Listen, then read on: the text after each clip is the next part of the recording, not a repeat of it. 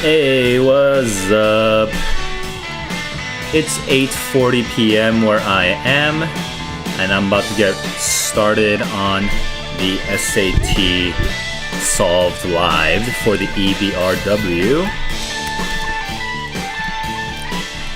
Reading and writing. Ooh, that's like ugly.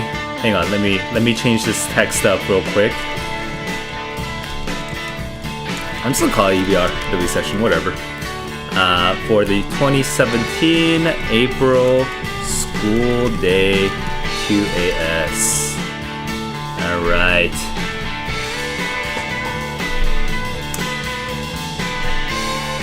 I'm just listening to some music to get in the vibe. I'm basically a boomer to you guys. So yes, I do listen to punk rock from the 70s. Alright, let's get going.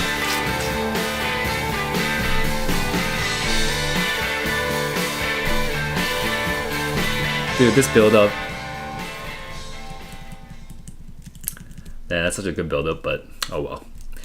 That's the end of the music. Let's get going on the SAT.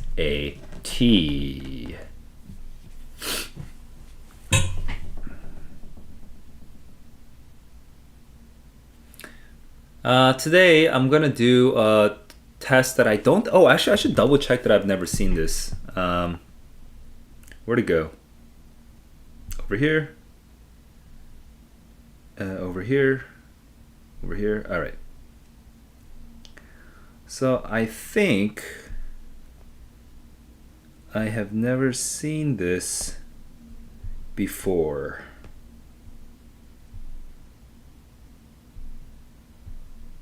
Oh no, I vaguely remember this name, Choto Mama.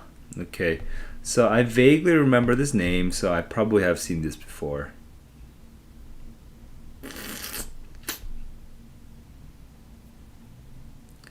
I mean, I don't really, at the moment when I see these, I don't immediately know what these are talking about. Like, they don't feel very familiar to me.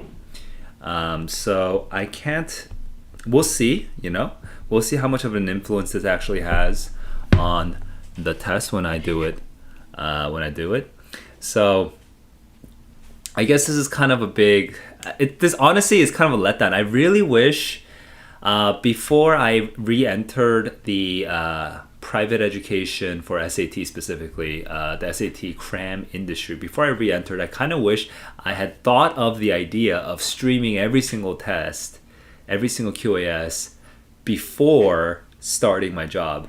But like I awkwardly started getting the idea after I did a couple like classes, and then I was like, oh my god, I should totally stream this when I first see it, when I see it for the first time ever, because that would be so useful. Like it'd be so honest, you know, it'd be an honest reflection of how it feels like, what it feels like to actually not know the answers in advance. A lot of teachers, the problem, I mean, even with me, right? The problem is once you have many years of teaching the same material under your belt, what happens is that all of your explanations become completely automatic and you have no idea what it feels like anymore.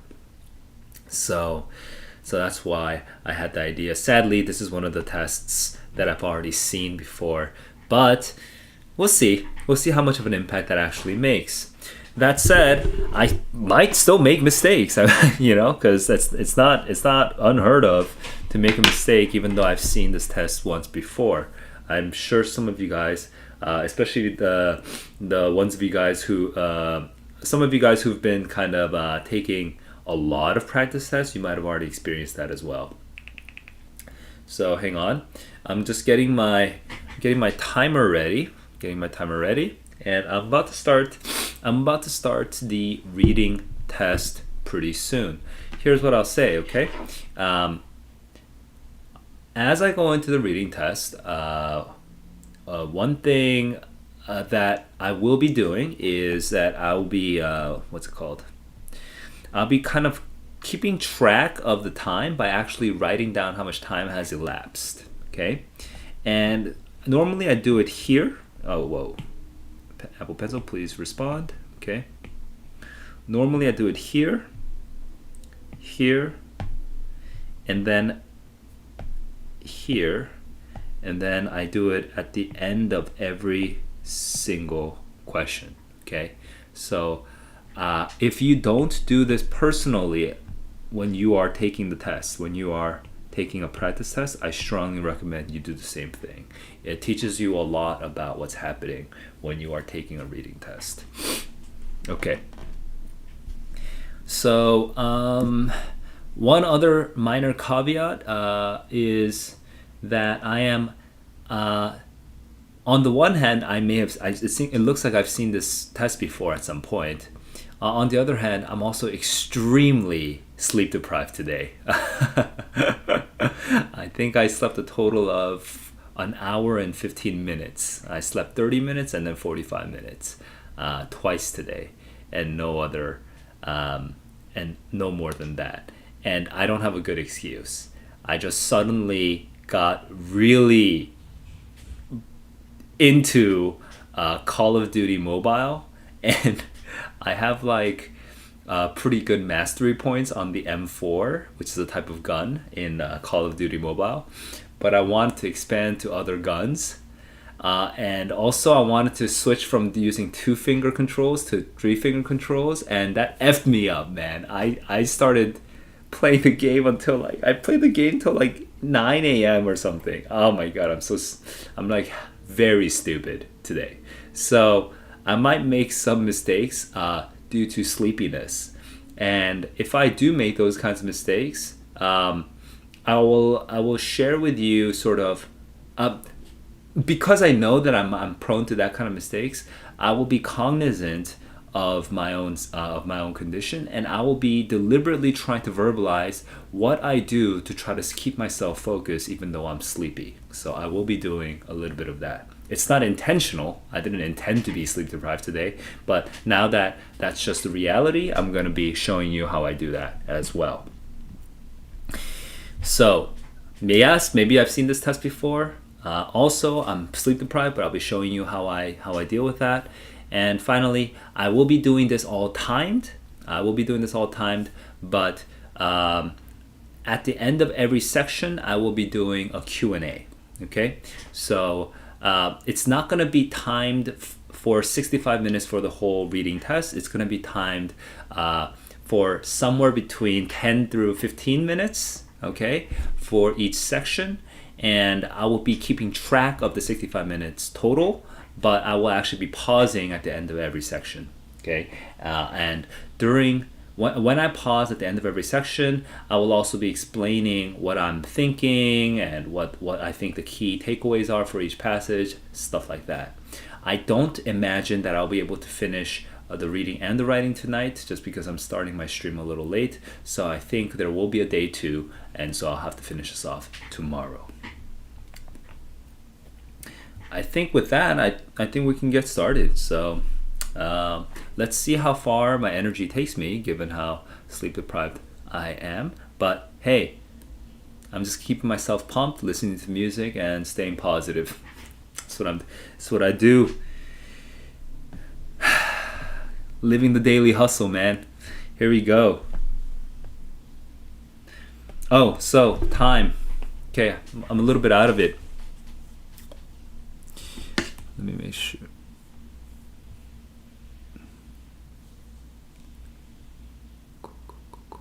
Okay, cool. No problem. I'm about to get started. 3, 2, 1, let's go.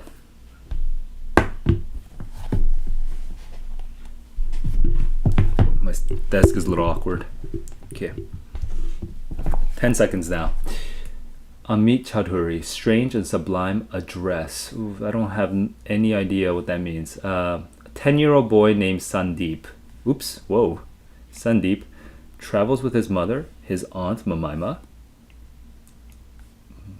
and his uncle Chotomama to visit Calcutta, India. Okay. Sandeep, so 4 characters right now, okay? There are 4 characters. And he's 10. 2 boys were playing carom on the steps of a small painted shed. By the way, that was 40 seconds. Which had the following words on its wall. National Association of Sportsmen. It's a type of game, I guess, carom. So a single table tennis win table. They interrupted their game to give Chotomama directions to the house. The uncle.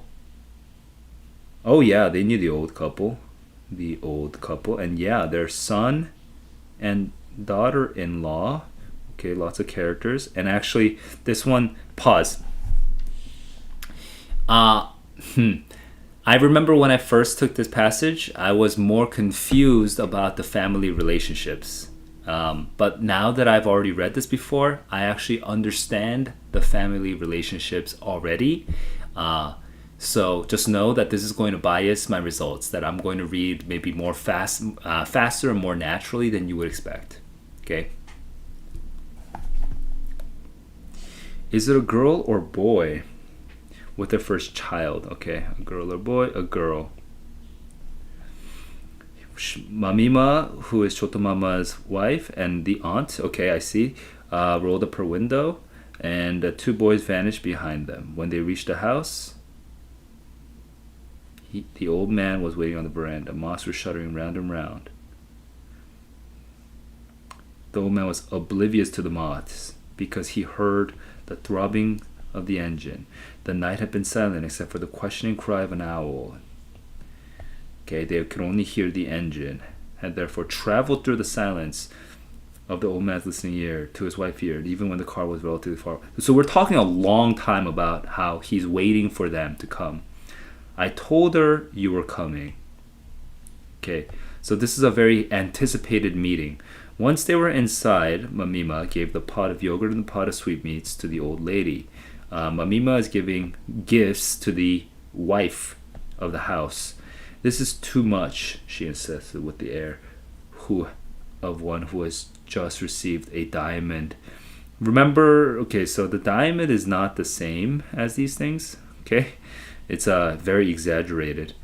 And then was given the, come, Chotomama. He's like, oh, it's nothing. Oh, yeah, he literally says, it was nothing. It was only, but they fussed and created the illusion that it was something. Okay.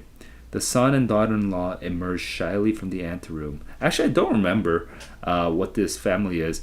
They both... Oh, that's what it was. They both stooped gently to touch Shotomama's feet and Sandeep's aunt and uncle, aunts and mother's feet. Okay, this is the original 4, okay?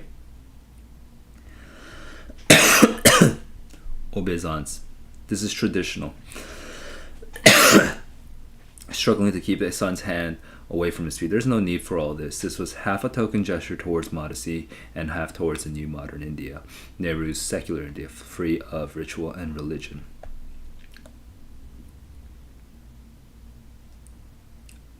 Hang on, half? Oh, modern and modest. Okay, tradition versus modernity. Chotomama is keeping the son's hand away from his feet. I have not met you for 2 years, Dada, and this is where you should finally understand the relationship that it's Chotomama and Mamima plus old man and old woman. Okay? And they are being connected through their son and their daughter. Okay? Dada has to be the father. You must not stop me. He is being modest. He's being traditional. Sandeep, meanwhile, and then we have this third person perspective. And this is where we get Sandeep's perspective. This is very important. The grown-ups were crazy. They're becoming super dramatic. Will they never grow up? He's irate. He glanced around him. He gave was of austerity rather than poverty. Rooted way. Oh, yeah. He has this longing for a sort of root. Interesting. He sort of appreciates the root. This is 5 minutes. Okay. I don't think I even caught that when I first read it. Now I'm catching it. Now, pause. Okay. So today, my explanation of the passage is going to be a little different because I've already read it before. Okay. But I'm trying to keep it as realistic as possible. Naturally, it would be a little unclear okay, what the relationships are. Because let's talk about where the complications are, okay? The complications start here, where we have a boy named Sandeep who seems to be the main character, but his mother doesn't even get a name. In fact, it's just the aunt Mamima and his uncle Chotomama who get the names, which means that probably his mom is not a main character, right? So that is already a pretty complex blurb. It's already a pretty complex setup. This is more complex than usual, okay? So if you felt a little overwhelmed, forgive yourself, but now ask yourself, what can I have done to not be overwhelmed? Well, you should be thinking of Chotomama and Mamima primarily, okay? And then you should be thinking of Sandeep as well. But even if you forget Sandeep, by the last paragraph you'll get reminded of Sandeep. So the main thing is you should be thinking of Chotomama and Mamima. Why? Because they're the ones that get names, and they're also the ones that are most active. They're the most active people up front. And what do you learn about them right away? What they learn is that Chotomama and Mamima have this very strong interest, okay, in this other couple. And this other couple has a son and daughter-in-law, okay?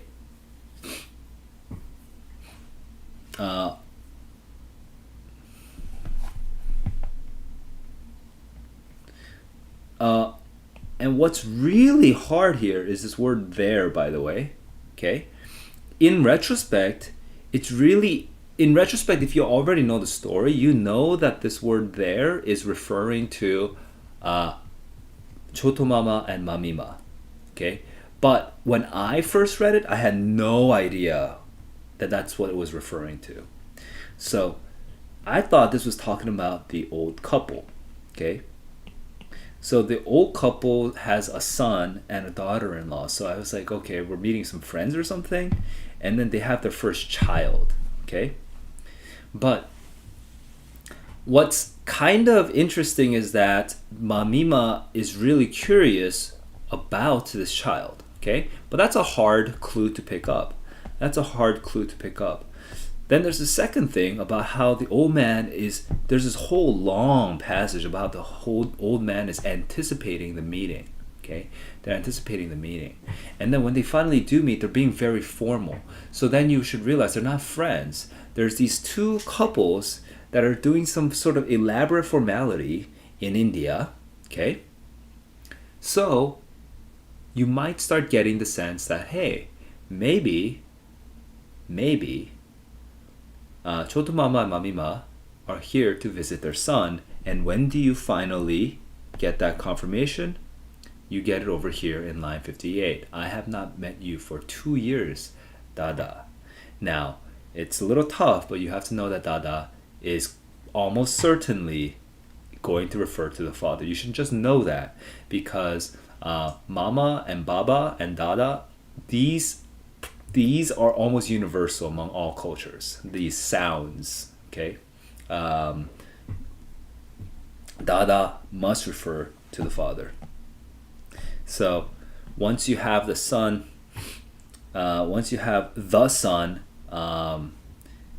connected to Chotomama and Mamima, that it's their son, then you realize that what it is it's like, right now I'm a Korean American, right? Like, what if I had a son who then went to Korea and got married to a Korean girl in a very traditional way and had my grandchild, okay, my granddaughter, okay, out in Korea, and now I'm finally coming to visit them. It would be a very big event. It would be a very meaningful event. Not only would it be meaningful for me to see my granddaughter, it would be meaningful for me to see my brother and sister-in-law, right? My in-laws, because I am now joined to their family through my daughter-in-law. So it would be like that. It would be a very big event. Okay, that was a pretty long explanation. Let's go into the passage now. Continuing.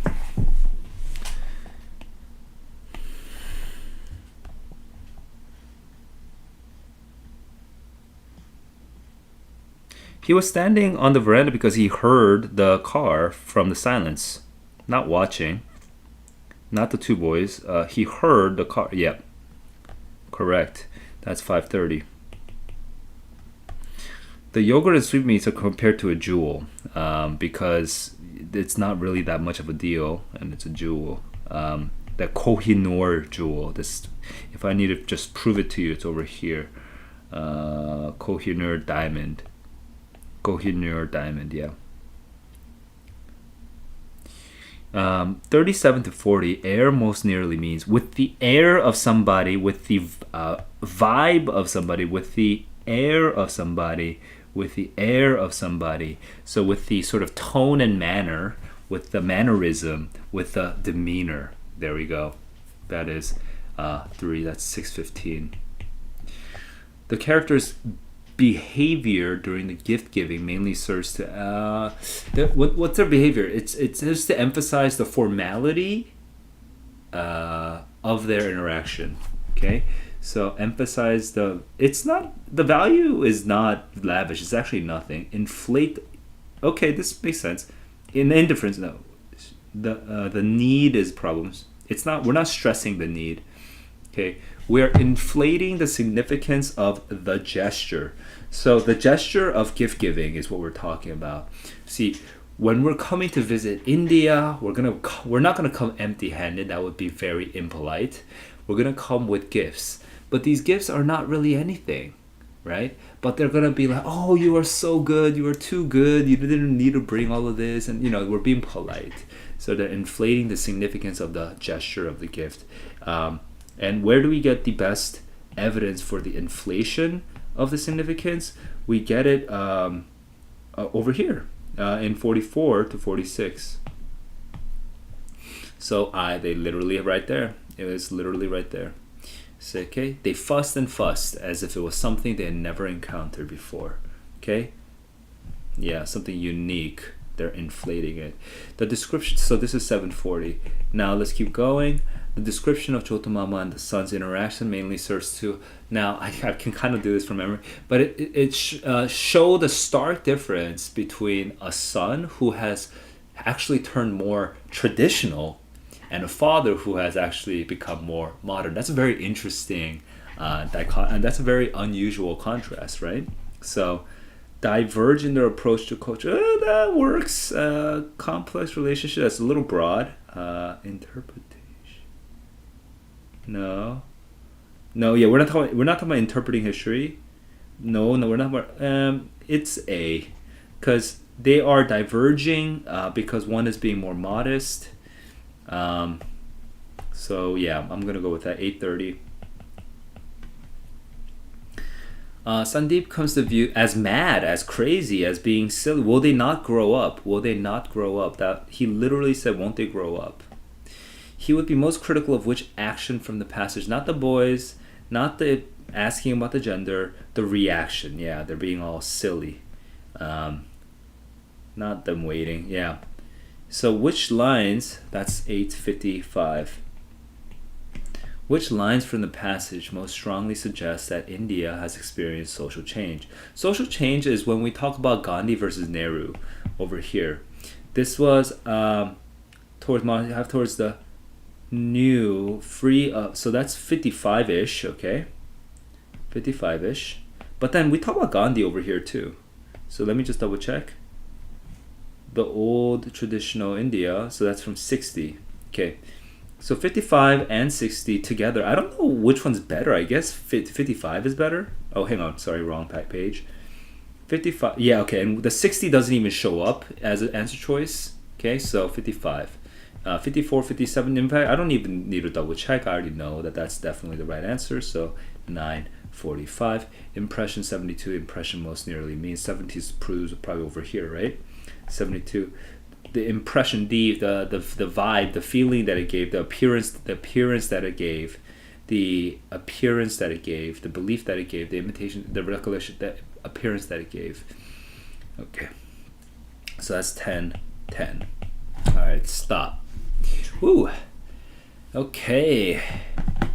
So I've already explained the journey from not knowing the characters and the relationships to figuring out that finally, because Chotomama and Mamima are the parents of the son, that they're actually all in-laws. That this is the joining of the in-laws. Okay, in traditional cultures, this is a very elaborate ceremony.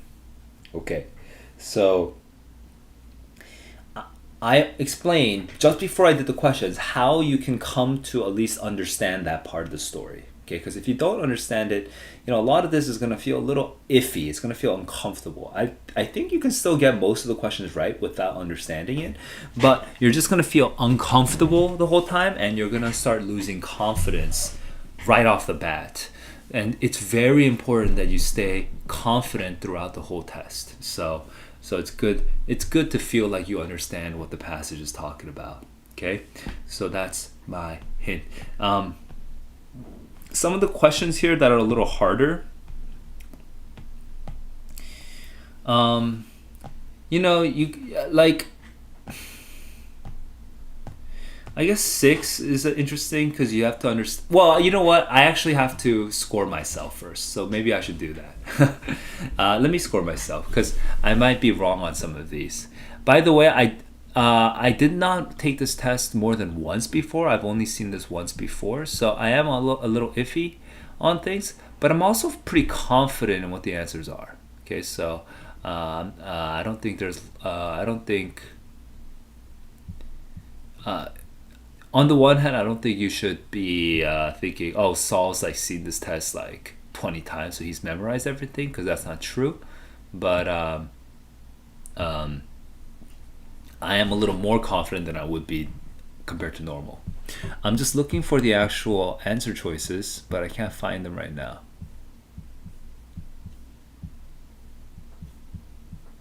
Where are the answers? Hang on, what? Oh, there. Sorry, I was looking for the answers on a PDF and I just couldn't find them. Okay, here we go. So now we have. I chose C A C B B A, C A C B B A. Cool. D C C A, D C C A. Cool. That is 10 out of 10.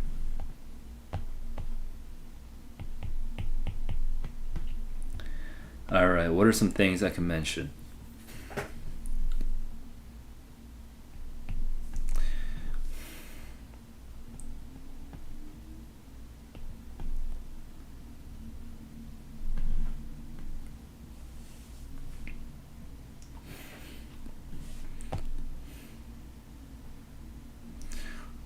So, yeah.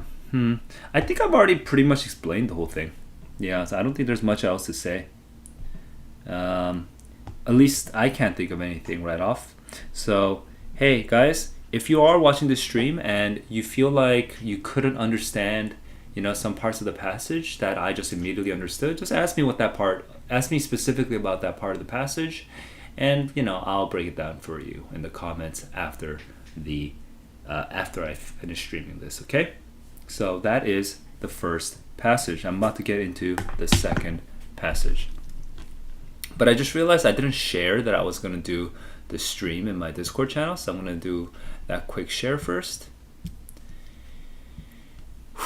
Also, that sleep deprivation is really catching up with me right now. But I wanted to at least do like 3 passages, so here.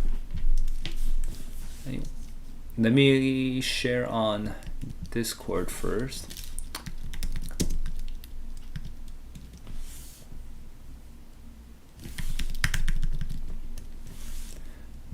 EBRW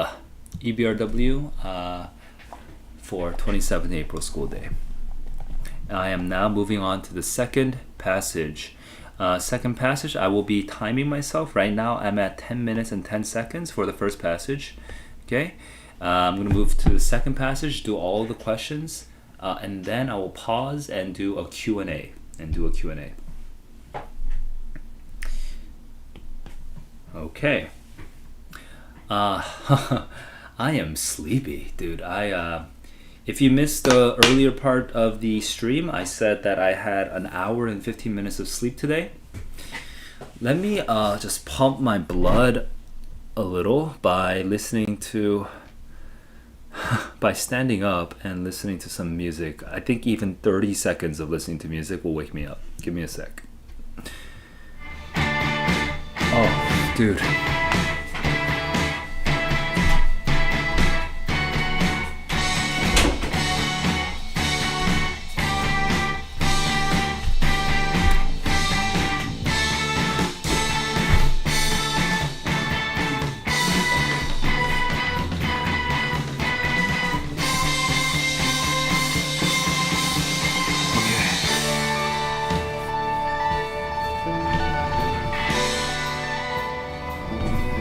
This is 1970s punk.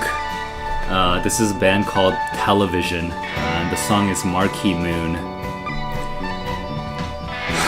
Alright, let's just finish this. This song is only, it's 1 minute left because they're jamming. Yeah, I'm feeling a little more alert.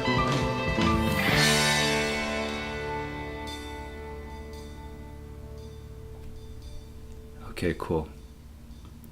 All right, and now I'm gonna go into, whoops. All right, I'm waking myself up a little bit, listening to music. I'm about to go into the second passage now. Oh, bro, I'm sleepy. Okay, questions 11 through 12. I'm at 10 minutes and 10 seconds. Let me make sure that hang on, I can't check my video status, so let me just make sure everything's okay. Oh, my streaming is laggy.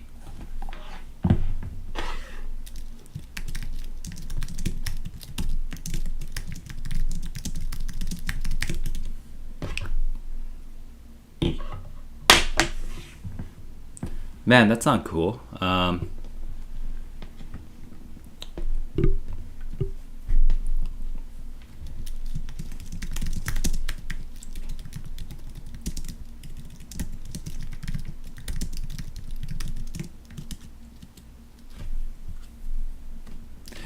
Everyone, I'm gonna just take a quick 2-minute break to reboot my streaming software because I'm realizing the lag is it looks like the lag is pretty bad.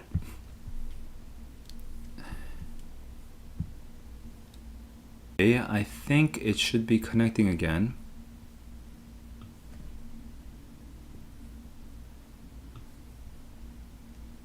I feel like it should be connecting again, but just gonna double check. Okay. Yes, I am connected again.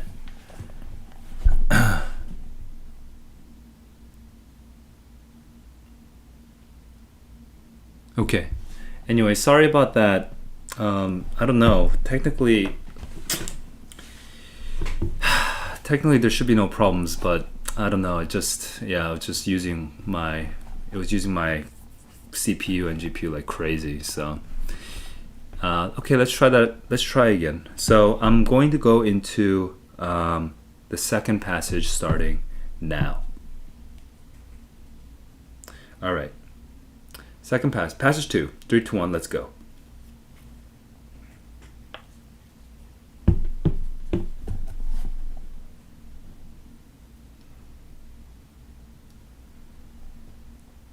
Mind-wise.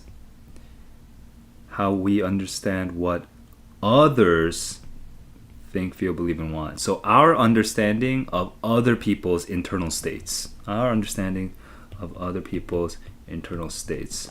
Okay, that took me, 25 seconds? Knowing your own reputation is difficult. Shouldn't the same basic design. Multiple experiments. Okay. People working in a group will be asked to predict how other people will rate them on a series of different traits. To actuals, expectations versus actual. Like intelligence, humor. Okay, cool. The groups varied in familiarity. Okay, varied in familiarity. Some of them were basically strangers. Others were like roommates. If they knew exactly what the others were thinking, then there would be a perfect correspondence. Right. This is just explaining the hypothesis. So this is not that important, actually. Okay.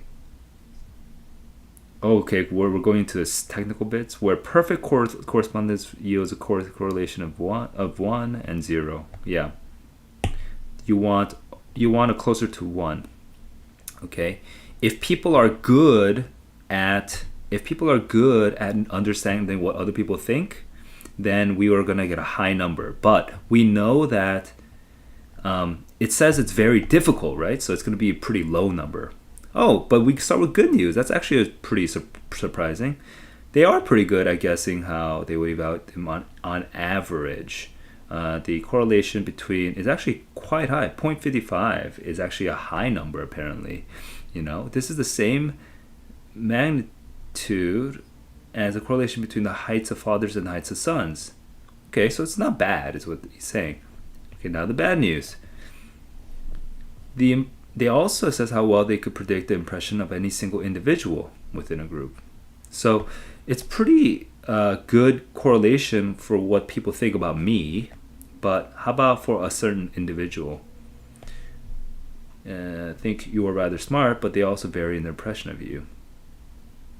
Some think you're so they disagree. Sharp as a knife, sharp as a spoon, they're opposites.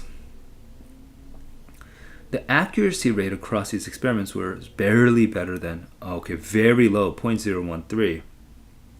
Almost no relationship whatsoever. Although you might have some sense of how smart your coworkers think you are, you appear to have no clue about which coworkers find you smart and which ones do not.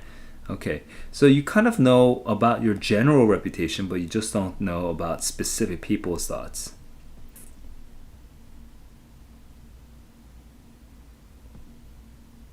By particular. So remember, I circled the word average earlier. Okay, on average. Okay, that's very useful. On average, we're good, but in particular, we're bad.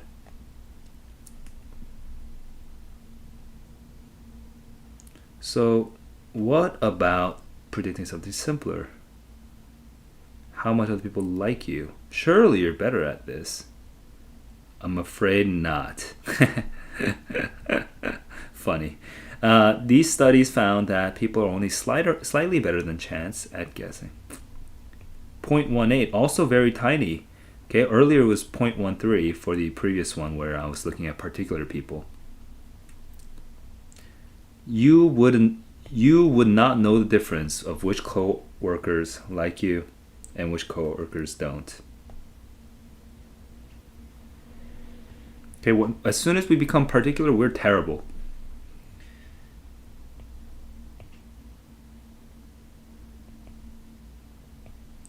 Better, yeah, but not by. It's better than chance. It's not complete random, but you are actually a pretty bad measure of that. Stop. Okay, that was 1445. I read that fairly quickly. I read that fairly quickly, even though unlike the first passage, this one I kind of didn't remember it as I was going through it. It felt almost like I was reading it for the very first time. Like I couldn't predict what the next paragraph would be. Unlike the literature passage, I kind of knew what was happening because I'd taken this test once before. Okay, so this one was actually pretty new to me. I don't remember the content here. Maybe I was just less interested in it when I first took it. So what I'll say right now, hang on, I'm just noticing my CPU usage spiking a little. My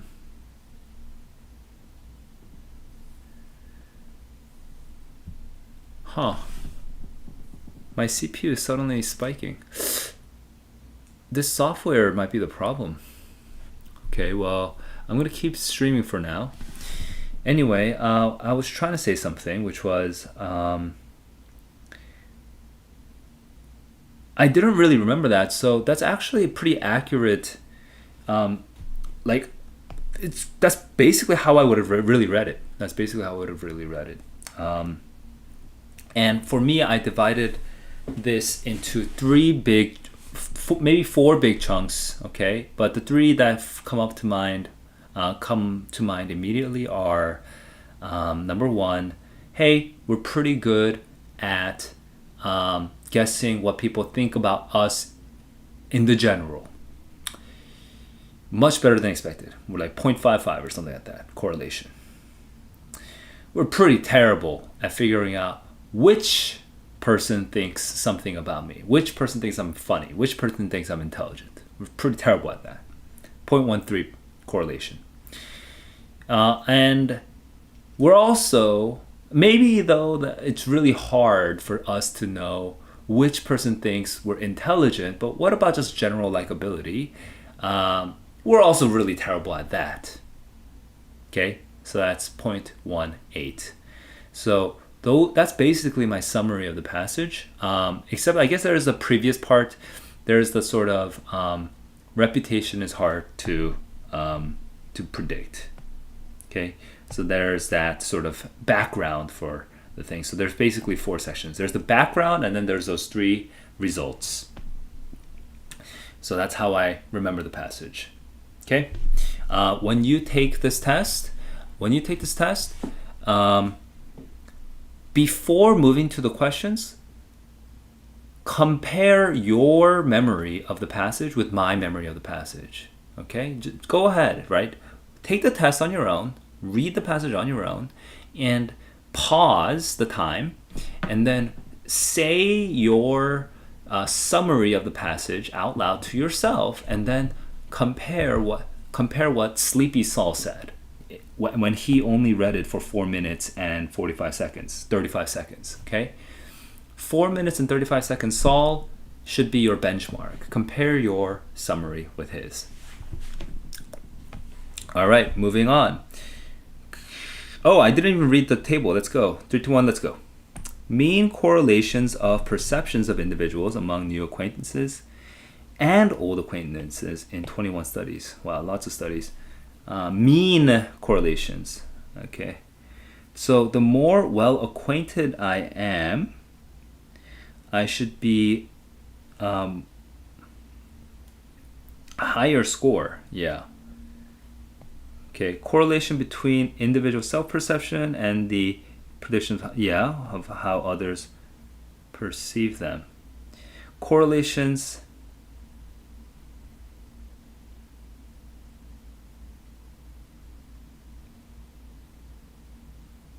between the self-perception and actual perception of those individuals by others.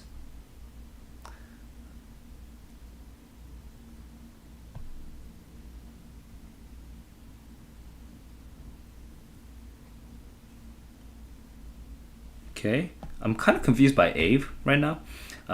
C, correlation between individual predictions of how others perceive the actual person. Okay. What? I'm actually legit lost right now. So I'm gonna come back to this when my brain is less mush. Okay, let's keep going. Which choice best supports the claim in the first sentence? Knowing your reputation is surprisingly difficult. We need to find.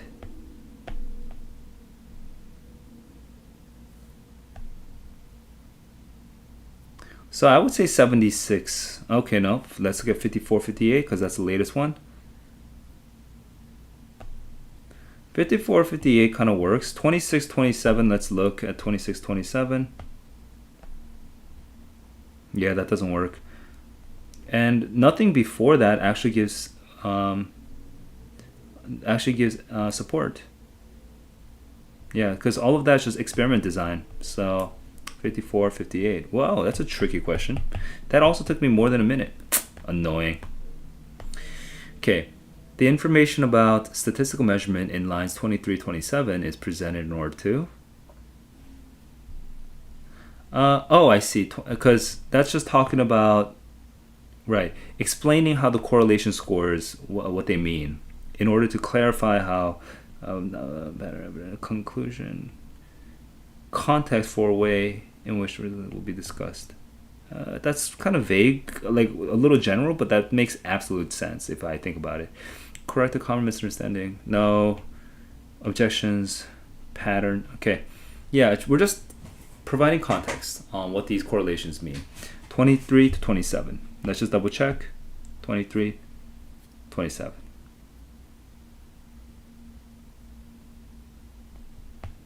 Context is, I'm a little iffy about this word context. But yeah, the context is kind of like the wrong word choice, I feel like, but whatever, let's keep going.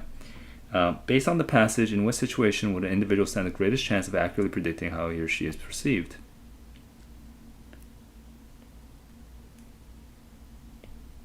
Greatest chance is the first paragraph of the first part.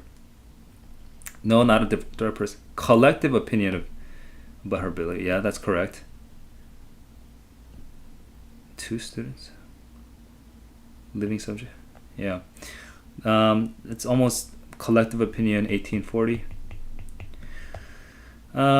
So this is going to be an easy question because all the choices are separated. But good news is pretty good at guessing how a group would evaluate them on average. Okay, 28 through 30. 28 to 30, 28 to 40. Okay, 28 to 30, let's look. Yep, there we go. That is 1910. What? How did I spend 9 minutes already on this? Magnitude most nearly means 35. Same magnitude. That same same strength, intensity, magnitude. Same strength. I actually literally said strength. 1935. Oh, you know what I'm noticing? I'm a little unhinged. I'm like not super confident in my predictions. What main effect do the words clueless and mind reading have on the tone? 38 and 61. You know, they're a little humorous. They're a little intense sounding. Casual, humorous. Yeah. That works. I'm pretty confident. 2005. 17. 58 through 60 expresses which view of the study's results. 58, 60 is probably around here. People seem to have just a tiny glimmer inside how they're uniquely viewed by particular other people, right? That, you know, we don't know how to predict what another individual, we don't know how to predict how a particular person will think about us.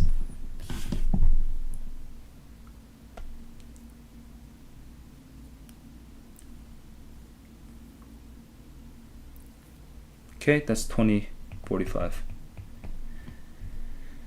Okay, moving on. The main reason that the author includes information about speed daters, job counters, teachers is to talk about how these people all have to have specific judgments. Okay. Cautioning against this. I guess A feels right. These are examples of people who have to make quick judgments.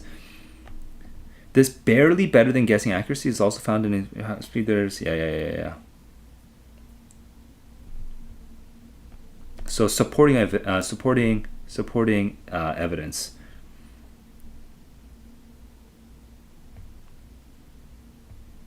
Okay, yeah, supporting evidence. That's not A. Okay, not cautioning. That's 2140. According to the figure, the mean correlation that most nearly approaches complete agreement exists between individuals' self-perception, okay? Correlation between individual self-perception and their predictions of how other people perceive them when I'm talking about well-acquainted people. Okay, so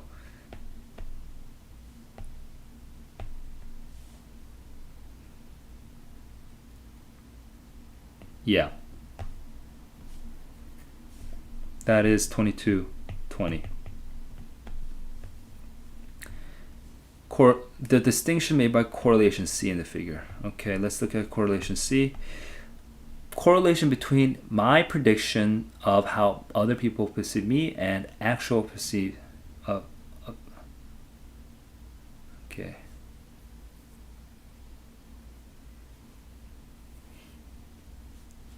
Okay, my prediction of how they, and then how they will actually think. Correlation is actually kind of not crazy low, but pretty low.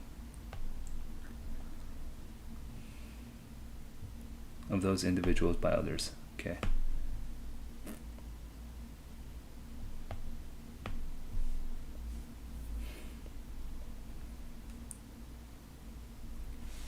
Believe she's going. No.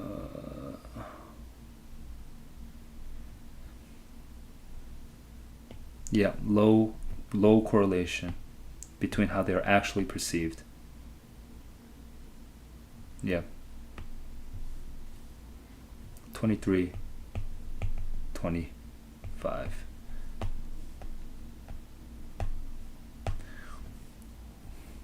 Oh man, that took a long time. Information in the figure is most useful for addressing which question provoked by the passage. Which question? Okay. Perception versus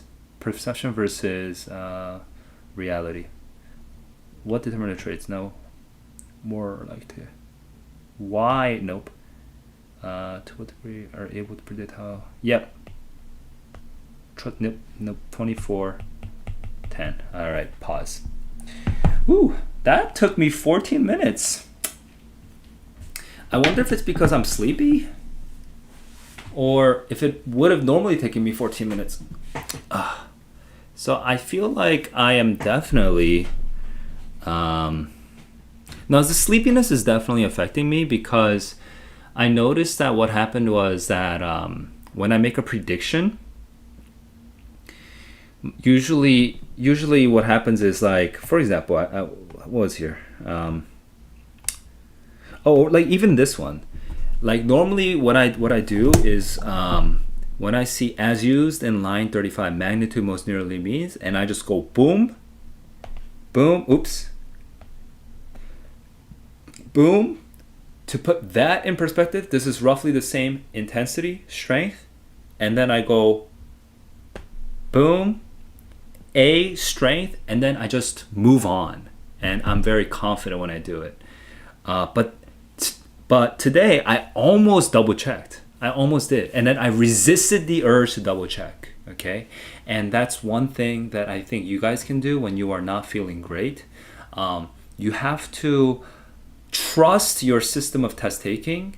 And even though you have this like lack of confidence, or this sort of like excuse that you want to like break your system of test taking, your routine of test taking, and you want to go and double check when you normally wouldn't, don't fall into that temptation. Just do it the way you normally do it, and that will help you save time and not lose time at the very end. Because if I succumbed to that temptation and I actually went and double checked 15, guess what? It would not have only been 15 that I double checked. I would have also double checked probably 16. I think you realize. Remember, for 16, I didn't even look at the passage. I just chose it and moved on. And then,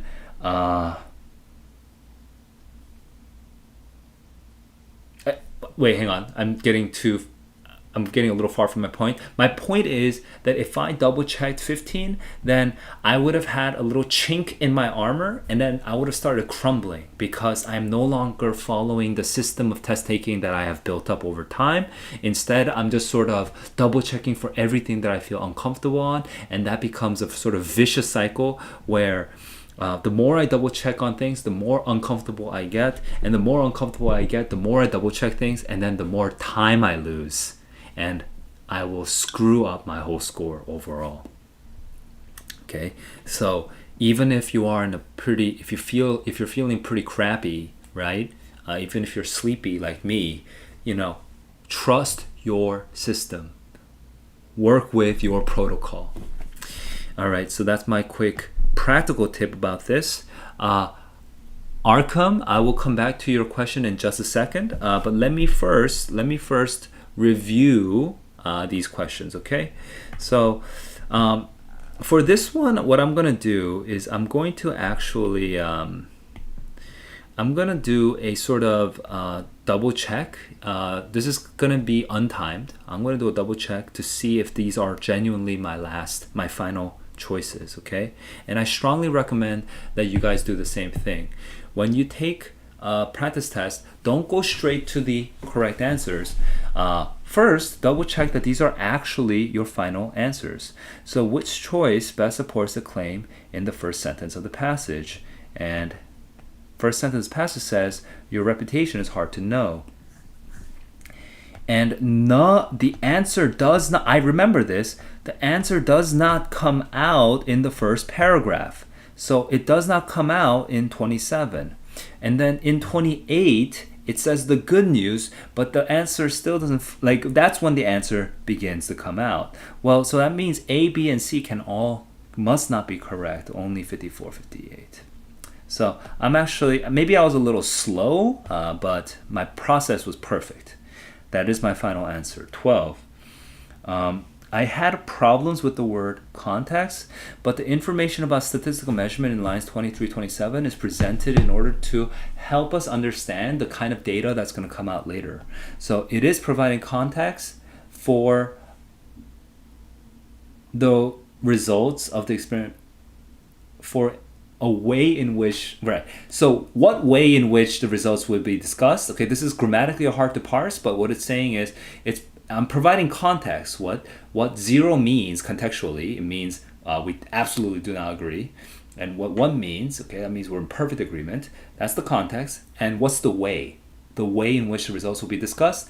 The way it'll be discussed is through correlation coefficients, that's the way it's talking about. So that is I feel that is my final answer. 13, based on the passage, in which situation would an individual stand the greatest chance of accurately predicting how he or she is perceived?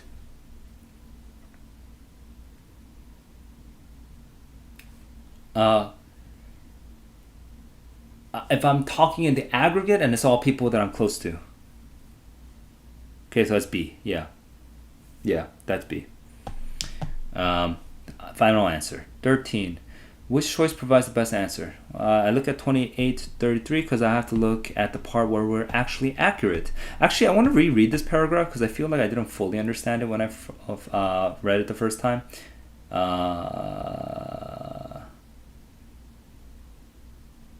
Okay, no, that's fine. I did understand it. I understood it.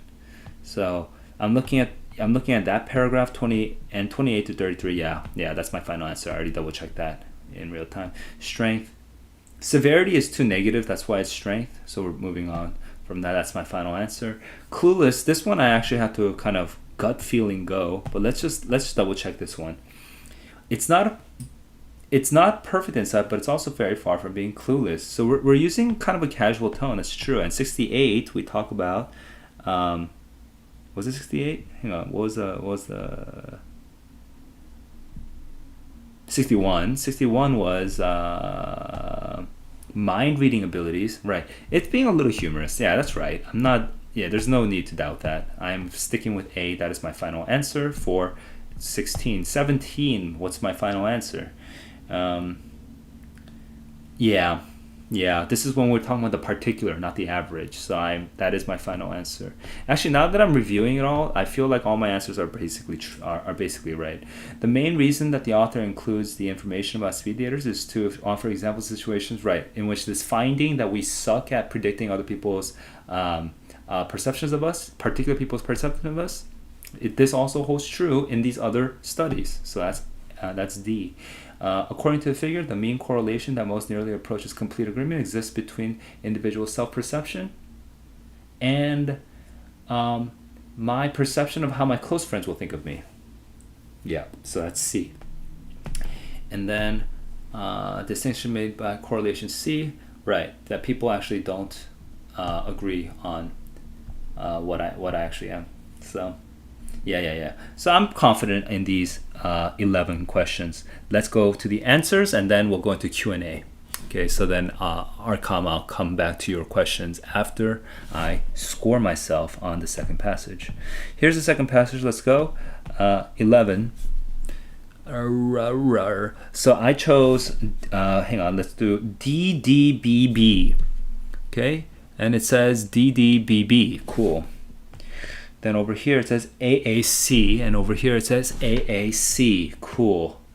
Then it says over here DCBC, and then over here it says, what number is this? 18. DCBC. Cool. That's 11 out of 11. Whew. All right. I'm actually doing okay, even though I am I am very tired, but I'm doing better than I'm expecting. Okay, so I feel good. So let's answer some questions here. Arcom is asking, how do you not run out of time on reading sections? Almost 75% of the times, I'm always running out of time on the reading. Your approach is also very strong, but I don't know how I'd apply that to my test. So, Arcom, I don't know if you're still here. At least on my YouTube,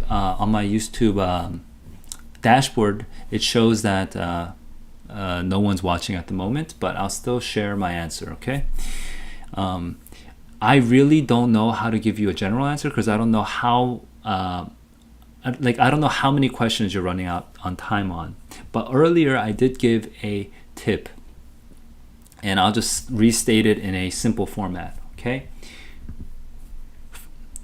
First, actually, it's basically two tips actually, now that I think about it. The first thing to do is start measuring how much time things take you, okay? So just like the way I'm doing it right here in my streams, right? I want you to take a stopwatch and actually write down the time next to every single question. I also want you to write down the time next to every column.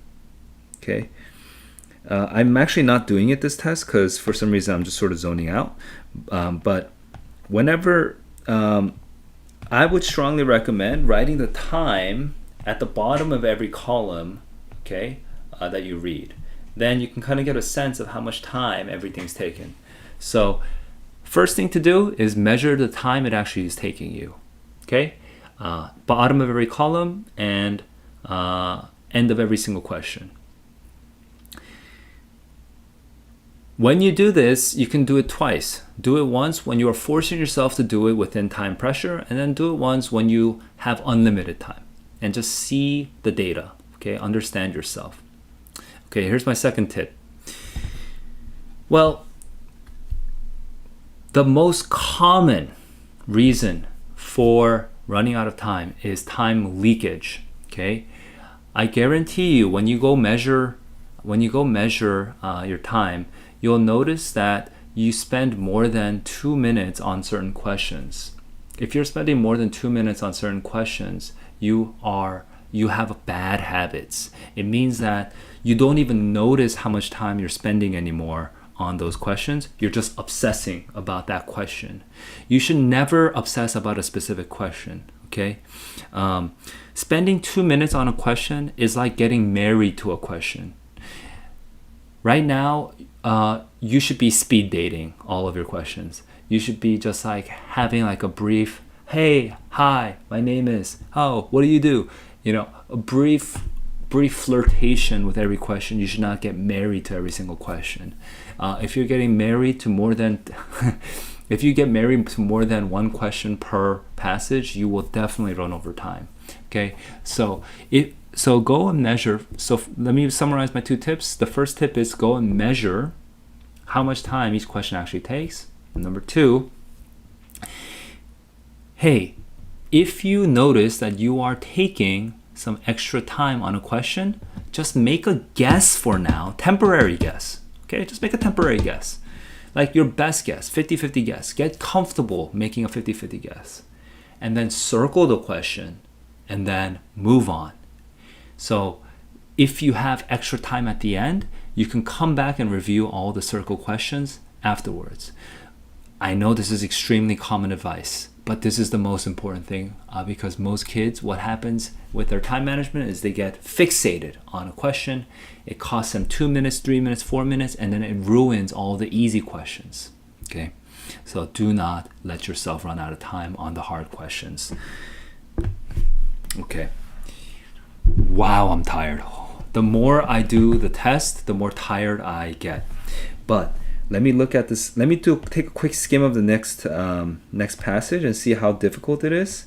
Oh, it does not look easy.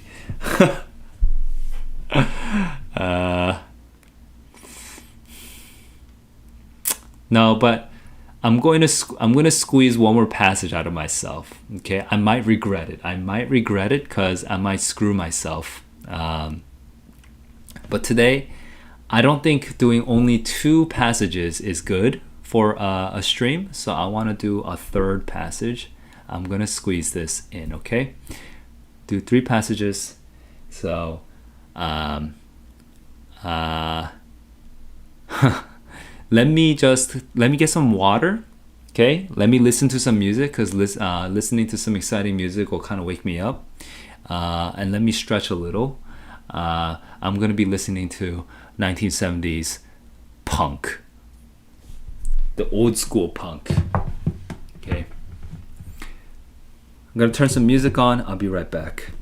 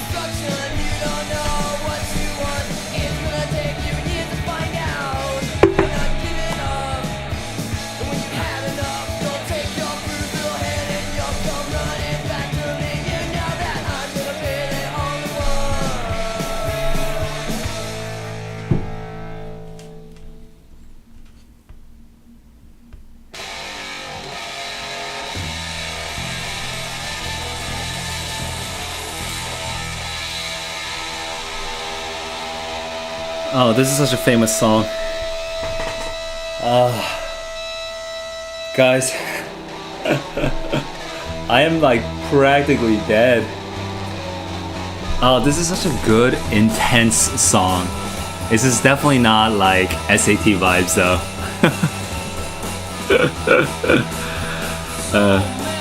Alright. It's more like murderous vibes. I'm gonna go kill somebody. Alright, let's stop that. Yo, so tired. Okay, so, what was I gonna do? I was gonna do the 3rd passage. Okay. Guys, this is gonna be the last passage today. And for anybody who's joining in a little late, I'll just do a quick review of the situation. It looks like I have taken this test before. That said, besides the literature passage, I didn't really remember the other passage. And then this upcoming passage is also a science passage. So let's see if I remember it. Maybe this one I'll remember a little bit better. But just because I kind of remember the passage, that doesn't mean that I'm gonna get all the questions right or anything like that. Because I've literally only taken this once before. I don't remember them very well. So what it will do though is it will oftentimes, if I do remember, I'll be honest about it. I'll tell you how much I remember. But the main thing that'll happen is that it'll make my reading a little bit faster. That's basically the only difference that you'll see. So I don't remember these questions. Now, if I've been teaching the SAT, if I've been teaching this material like for years over and over and over, then I basically end up memorizing all of the questions. That's basically what happens. But that's not currently that's not currently where I am, because I used to teach the old SAT and I started the new SAT only recently. So yeah, that's just some background. Okay, so I'll be going through this. I'm extremely sleepy. I have 1 hour and 15 minutes of sleep, but I'll be showing you how I manage under these very less than ideal conditions. I'm not feeling great. I'm very sleepy, but how do I manage to still get a good score? I'll be talking you through my process while keeping time pressure, or while keeping track of time. Right now I am at 24 minutes and 10 seconds. Okay, 24 minutes, 10 seconds. And I'm gonna go through the third passage. Let me share it with you. It's over here, okay? The third passage, which is right in front of us. Okay. During the third passage, I will not answer any questions. So if you have questions, you can type them in the chat, but it will not be until after I review the third passage that I'll actually come back and answer your questions. Okay, now I'm about to get started. I had some water, I walked a little bit, and I listened to some music. I Wanna Be Your Dog by the Stooges. I got that vibe going right now, and hey, I'm gonna kill this. Hey, I'm freaking sleepy, but I'm gonna knock this third passage out of the park. Let's do it, man. Let's do it. All right, 3, 2, 1, let's go.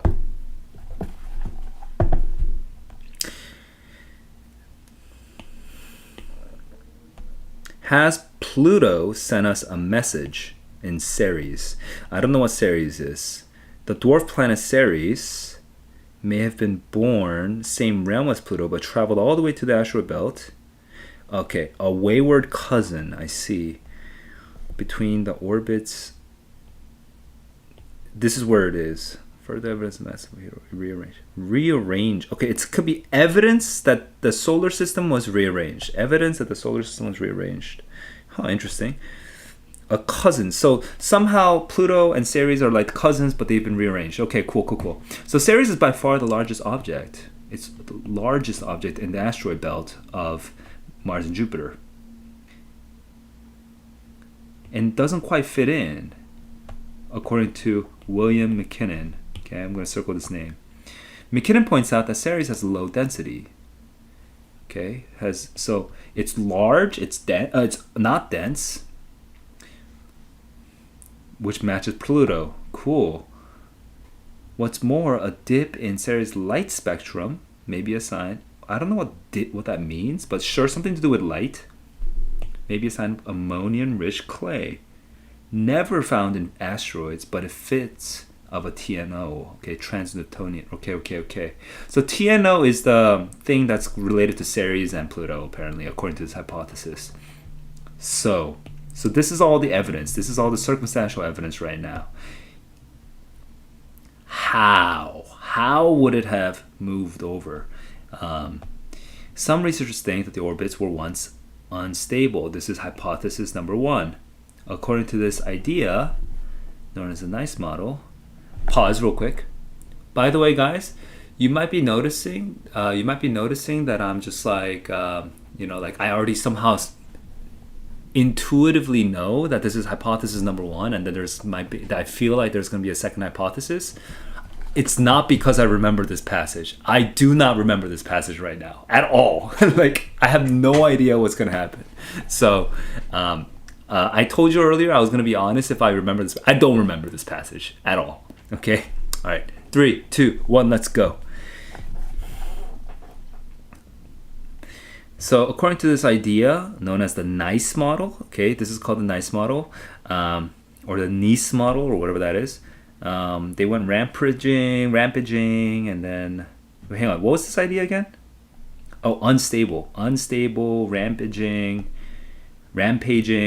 Many of the ices were pulled inward by the gravity, and then they're just immigrants. Okay, seems low. The odds seem low, but it's not inconceivable. Okay, the odds seem low. That's kind of a qualification. This refugees idea is still the same as the nice model. The objects are right? Because we had the word refugees earlier, right? Because we had the word immigrants. Anyway, I can't find it, whatever. They focus on the so-called DP type of asteroids that comprise 20% of the population, the outer part of the belt. What? These objects are a dark reddish color that suggests they are covered in carbon-rich gunk. The observed number of objects is about right if they're immigrants. Okay, so I didn't fully understand the middle part of this. Okay, TM, there's this new guy, probably hosts from the outer solar system, but says there's no reason to believe Ceres is a stranger there.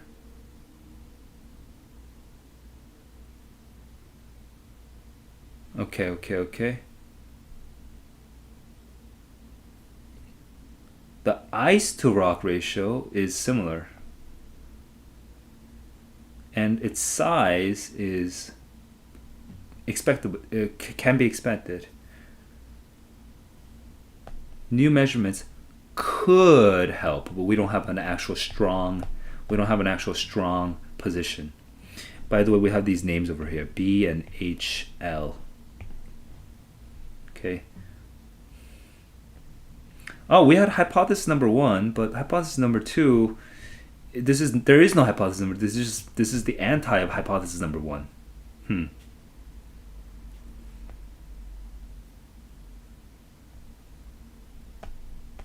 I'm looking for the word immigrants. Yeah. Refugees, immigrants. I just wanted to combine these two because I was feeling a little iffy. I'm taking a little longer to read than I think I should be. I think this is taking me too much time. 29 minutes. Here we go. Earth. Hang on, what's this? Properties of selected solar system objects. And Ceres should look similar to Pluto.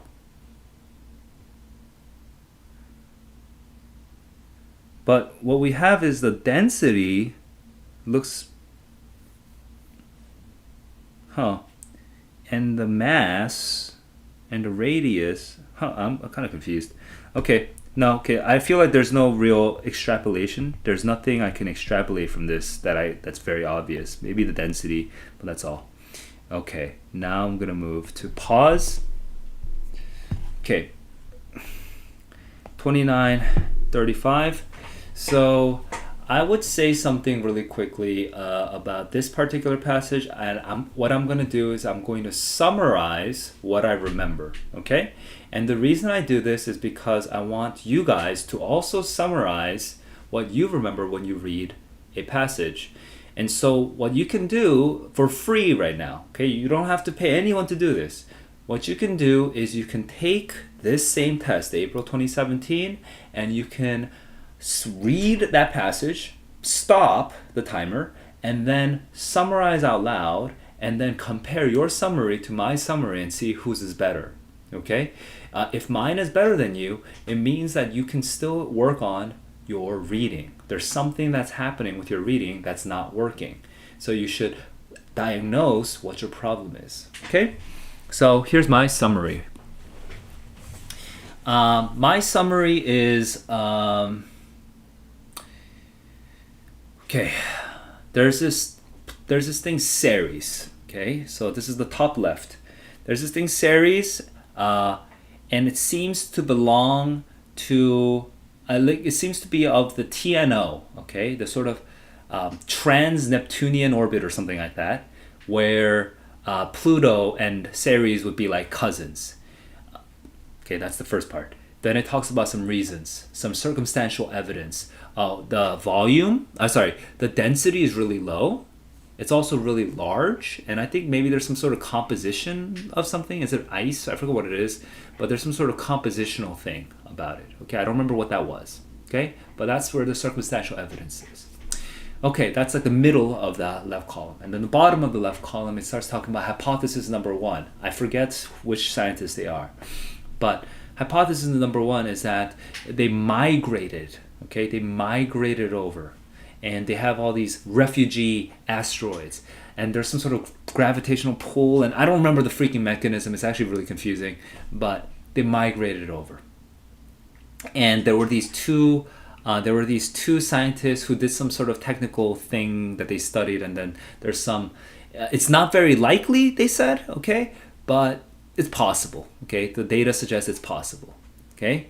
And then that part goes up to the part goes up to the right side top, and then the right side top middle, it switches over to the opposite point of view, which says that, hey, actually the size of it is not a big deal, and also the ice of it, it looks like, you know, something that could be that could be native to the region.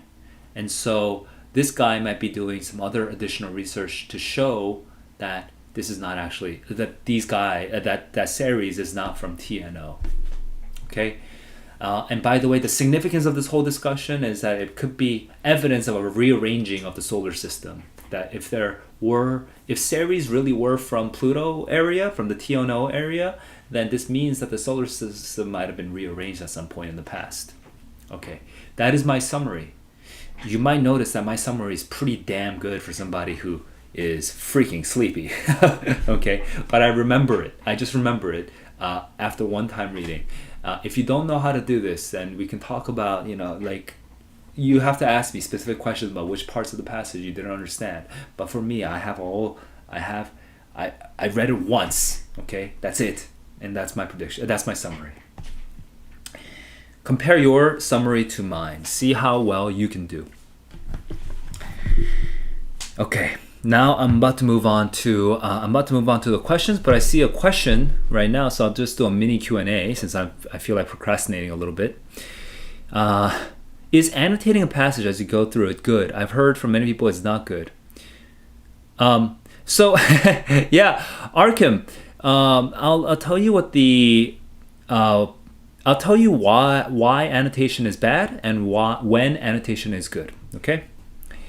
Annotation oftentimes is bad because people create an overly logical system around it. Okay, they try to make all these rules that make rational sense. And so these, when you see the word but, then you have to use this color, and then when you see, and like it becomes really complicated. And so what happens is the more rules there are, the more time you have to spend to think about how to annotate it before you even annotate it. But I don't know if you could tell. Okay, I don't know if you could tell, but from your impression, I'm going to ask you a question. I want you to think about the answers to the question out loud to yourself. When Saul annotates, how rational, how logical, how structured, how ordered, how neat does it seem? Okay, conversely, when Saul annotates, how intuitive, instinctive, gut feeling, touchy-feely, just random even does it seem? Think about it for a sec and answer it for yourself. Well, I think my annotation system is practically just almost random. It's almost random. It's almost just like however I feel. It's totally subjective, right? And what that means is when I circle something or I underline it, I don't analyze whether, I circled the right thing or underlined the right thing. I don't do that. You know why I circle? Do you know why I underline? There are two different reasons. The reason I underline is because it helps me focus.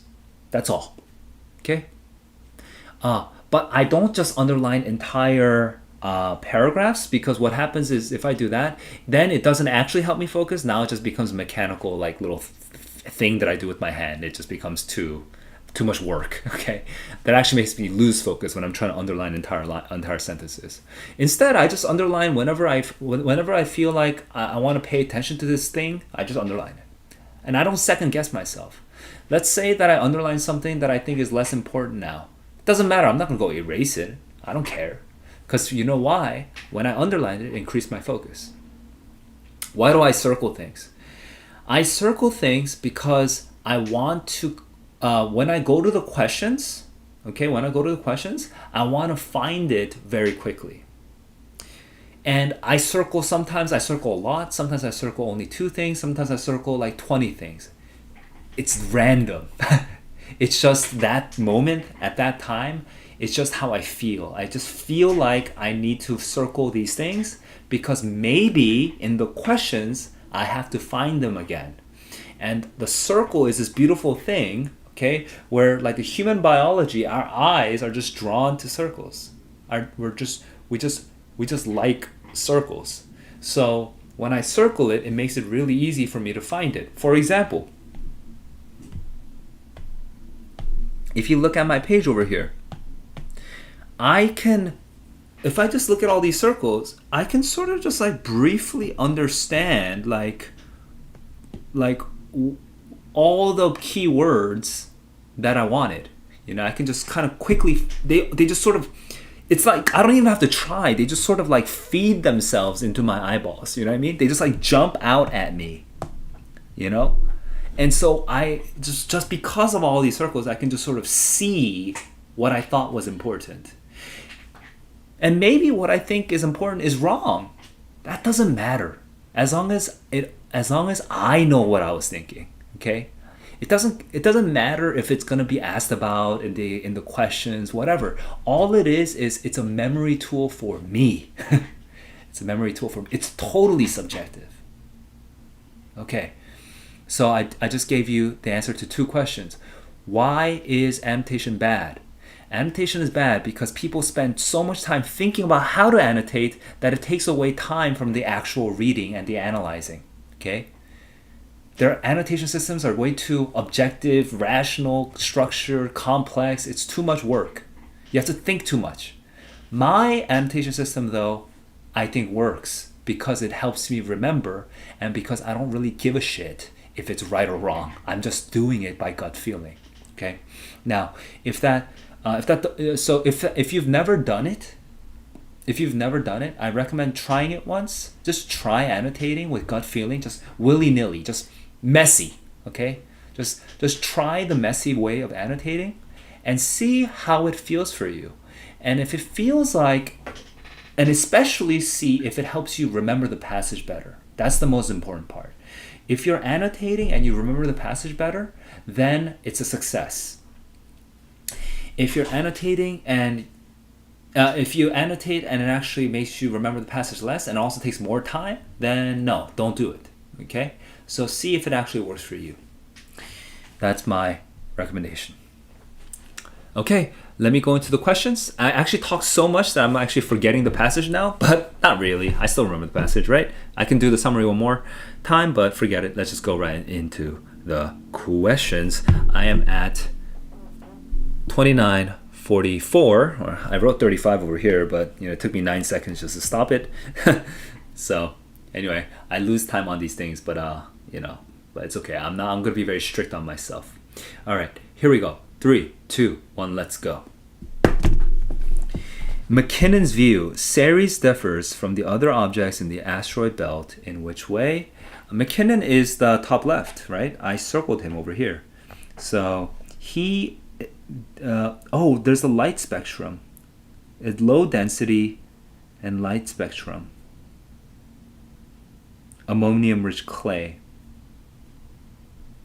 Okay. Low density, light spectrum, surface composition.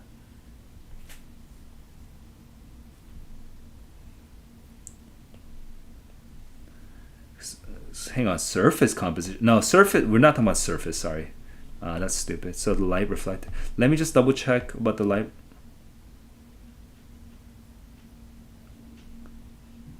What the heck?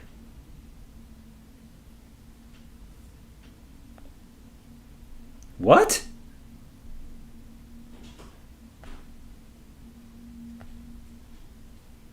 The heck?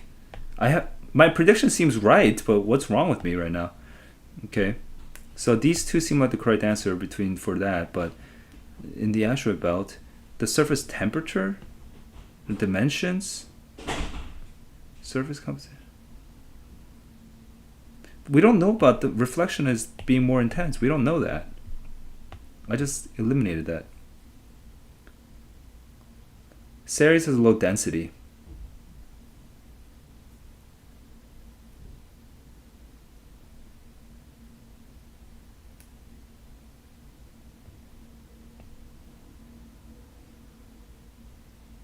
You know what? That's surface composition. Oh my god, that wording, it's the wording that screwed me. That took me way too much time.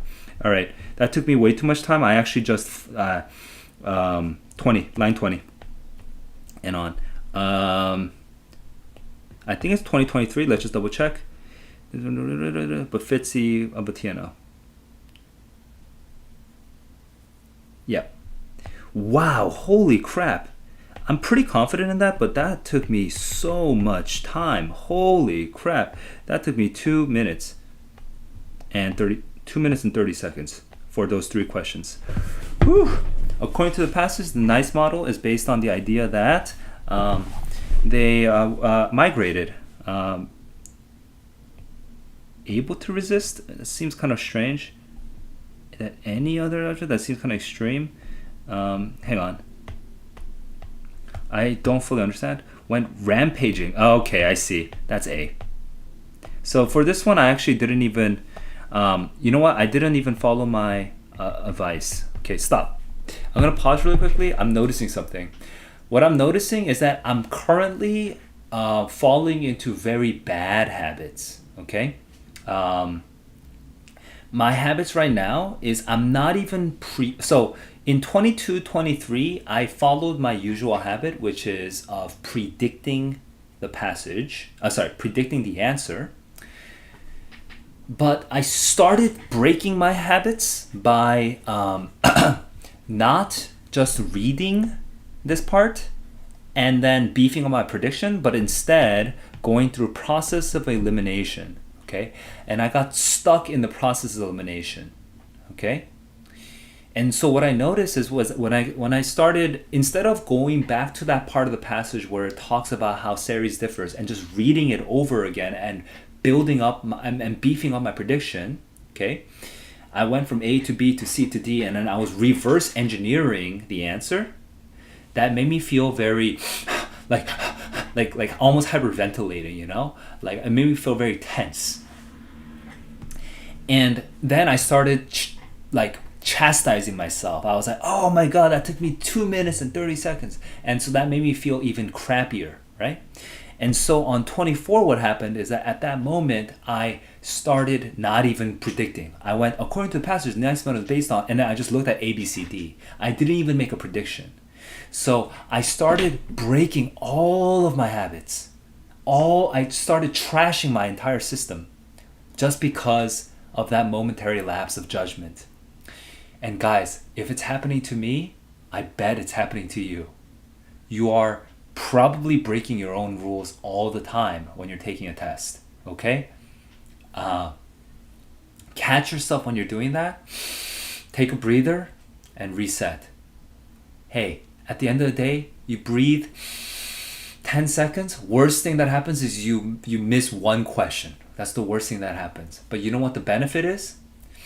You calm yourself down, you remind yourself of your rules, and you know what? You're more likely to get 3 additional questions right because you did it the right way, okay? So, calm yourself down and reset. Remind yourself of the way that you know is best to test. Okay, and that's what I just did. Let me continue now. 3, 2, 1, let's go. Simply most nearly means 34. Let's predict 34.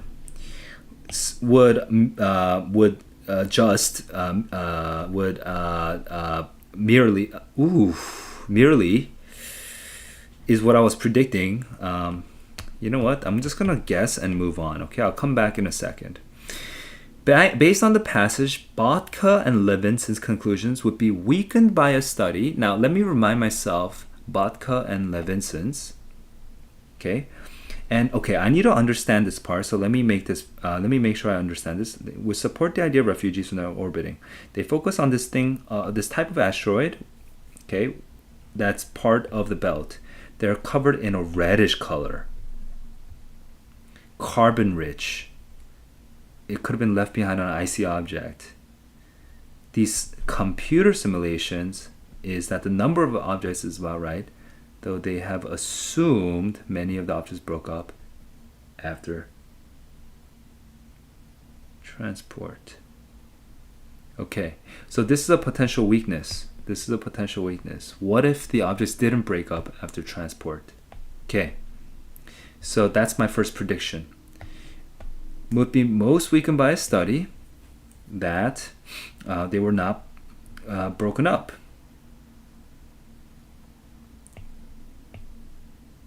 Okay, that's literally the answer right there. And see how different it is when I actually predict my answer first. And that's 3430. That is line 51 to 53.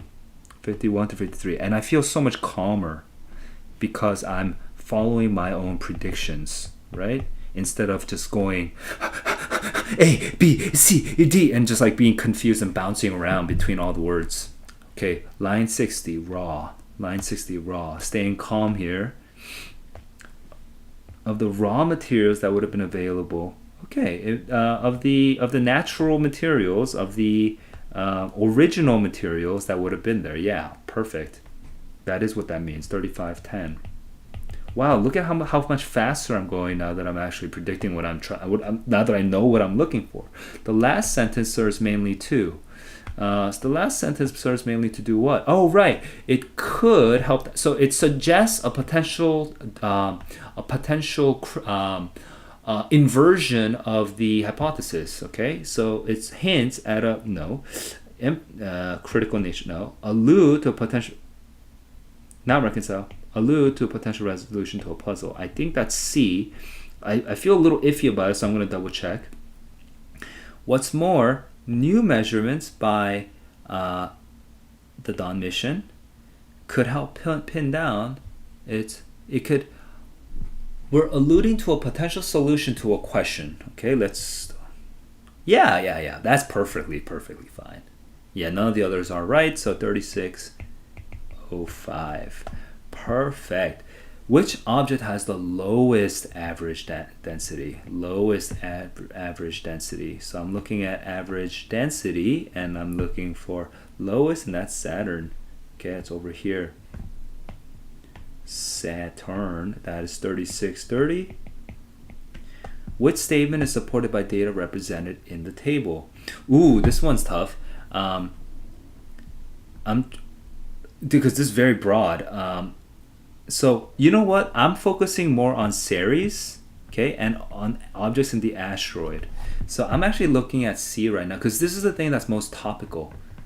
Greater than the mass in Ceres. Okay, so Ceres has mass, which is pretty tiny. Okay, these are all planets, yeah. And then there's this asteroid Juno, okay, which is smaller than Ceres, the dwarf planet.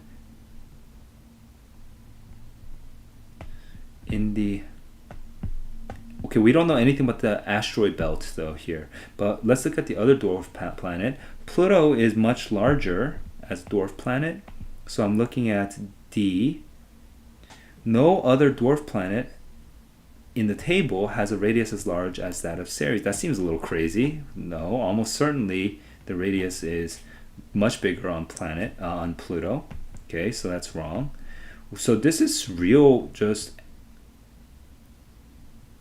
just actual variation in density than Ceres. This is actually just process elimination, huh?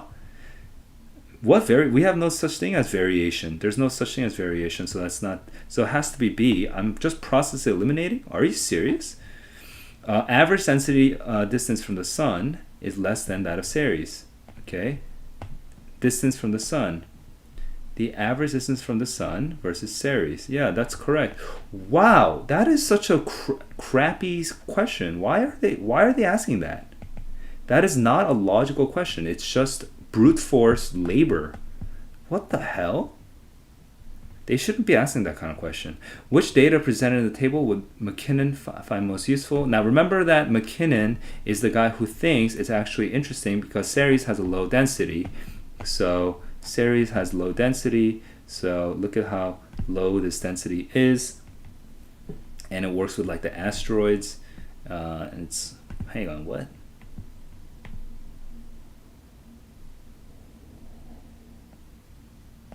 And it matches Pluto. Yeah, it matches Pluto. Hey, where's Pluto? Where's density? Ceres. Where's Pluto? Pluto. Okay, it matches Pluto.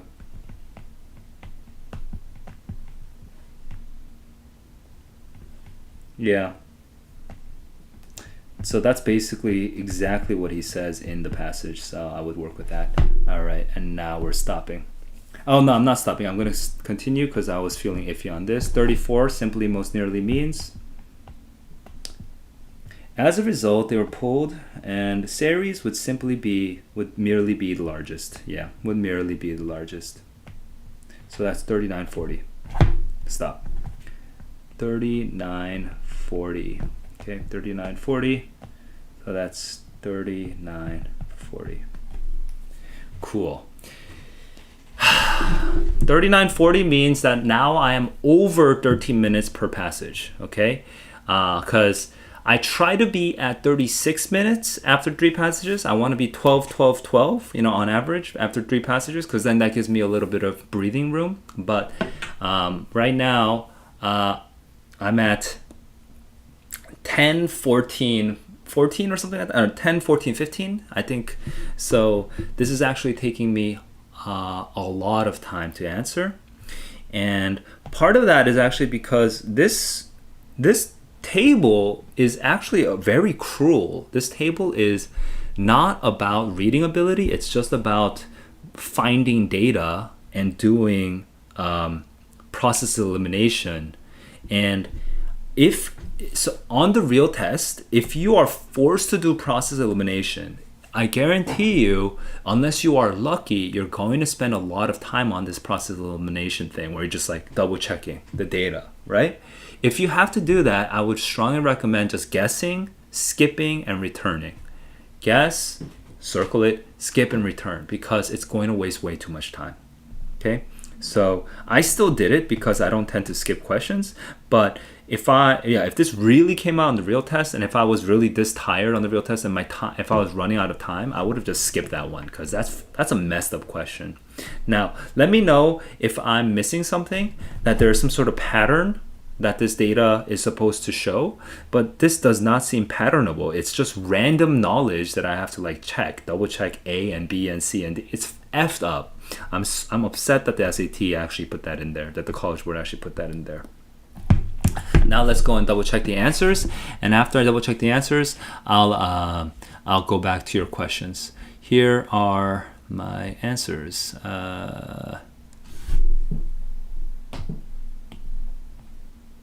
22 to 24, I chose C, D, A. C, D, A, cool. Then I chose D, C, D, A. D, C, D, A, cool. Then I chose C, C, B, A. Oh, yeah, C, C, B, A. And then here it's C, C, B, A.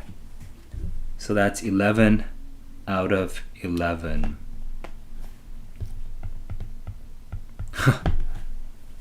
I'm actually kind of impressed. I thought I would have made a mistake by now just because of how tired I am.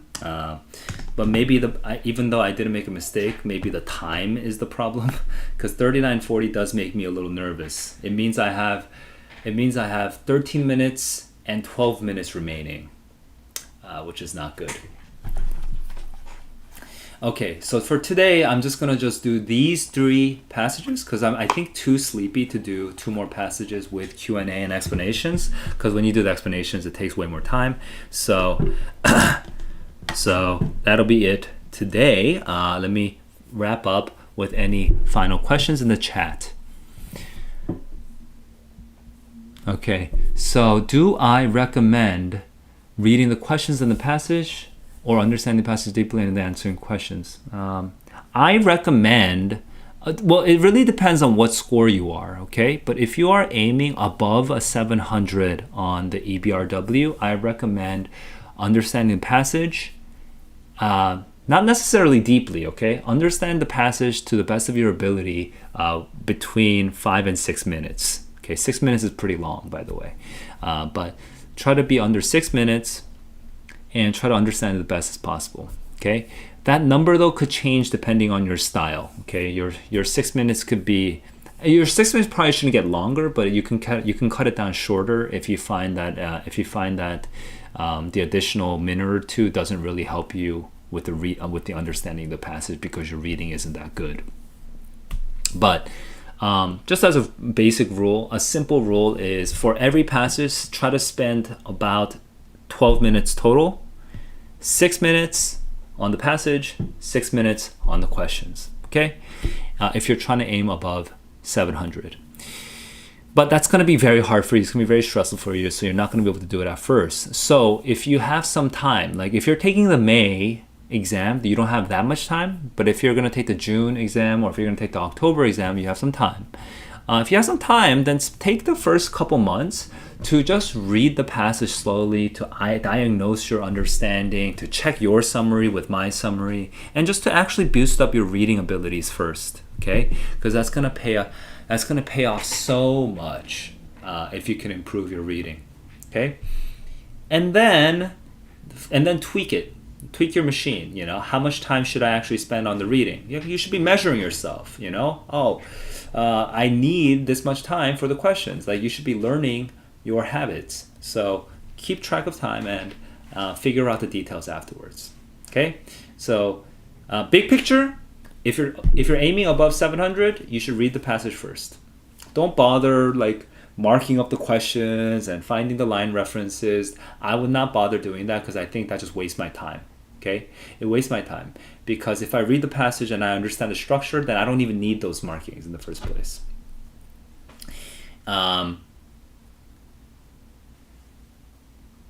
That's the big picture. But the specific detail picture, that really depends on you. So build up your reading ability, and then when it comes to like 2 or 3 months before the test, you should be focusing more on the strategy, on actual test taking mechanics and actually managing your time. And the best way to do that is by actually tracking how much time you spend on every single question. You know, use a stopwatch just like me and track every single question. Okay, so that's my general advice. I think that's the final question tonight. It's getting pretty late for me and I would like to go sleep. So guys, I'm glad to have had you here with me.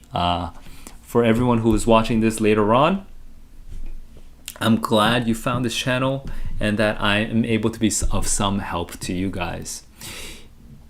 I know that studying for the SAT is a very stressful experience, and it's very easy to get distracted by, you know, this score or that score, this outcome or that outcome.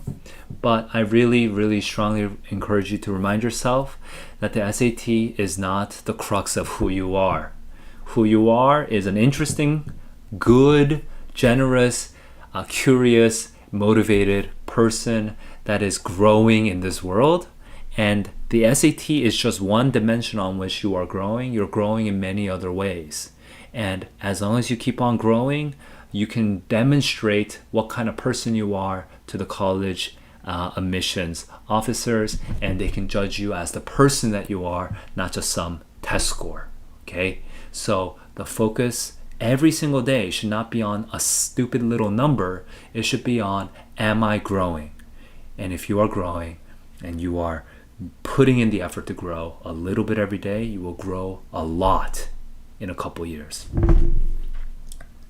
keep the big perspective, guys. And good luck out there with everything that you do. I'll see you guys in the next one.